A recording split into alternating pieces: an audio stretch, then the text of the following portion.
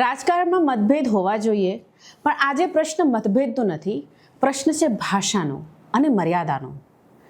જ્યારે ચૂંટણી આવે છે ત્યારે કેટલાક નેતાઓ માટે એક સરળ રસ્તો હોય છે પોલિસી પર વાત ન કરવાનો, પરફોર્મન્સ પર વાત ન કરવાનો, પણ લોકોની ખાસ કરીને ગુજરાતની ઓળખને ટાર્ગેટ બનાવવાનું. અને અહીંથી શરૂ થાય છે એક ખતરનાક સ્લોપ. આજે આપણે જોઈ રહ્યા છીએ કે કેટલાક નિવેદનોમાં ગુજરાતને, ગુજરાતીઓને અને ગુજરાતી અસ્મિતાને ઇન્સલ્ટ કરવામાં આવે છે. મોદી અને શાહની નીતિઓ પર સવાલ કરવા, એમને ક્રિટિસાઇઝ કરવું એ લોકતંત્રમાં આવે છે.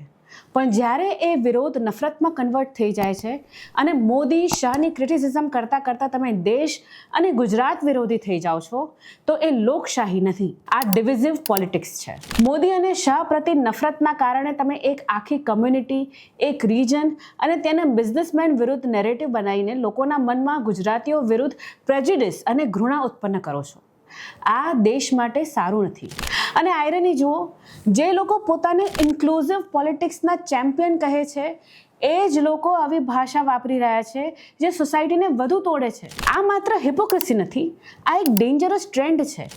કારણ કે હેટ સ્પીચ એકદમ સીધી રીતે નથી આવતી. એ પહેલાં જોક્સમાં આવે છે, પછી નેરેટિવ્સમાં આવે છે અને પછી નોર્મલાઇઝ થઈ જાય છે. ભારતની રાજનીતિમાં એક લાઇન હોવી જોઈએ: લીડર્સને ચેલેન્જ કરો, પોલિસીઝને ક્વેશ્ચન કરો, પણ લોકોની ઓળખને ટાર્ગેટ ના બનાવો. કારણ કે જ્યારે રાજકારણ વિચારોથી હટીને ઓળખ પર આવી જાય છે ત્યારે લોકશાહી મજબૂત નથી બનતી, તે નબળી પડે છે.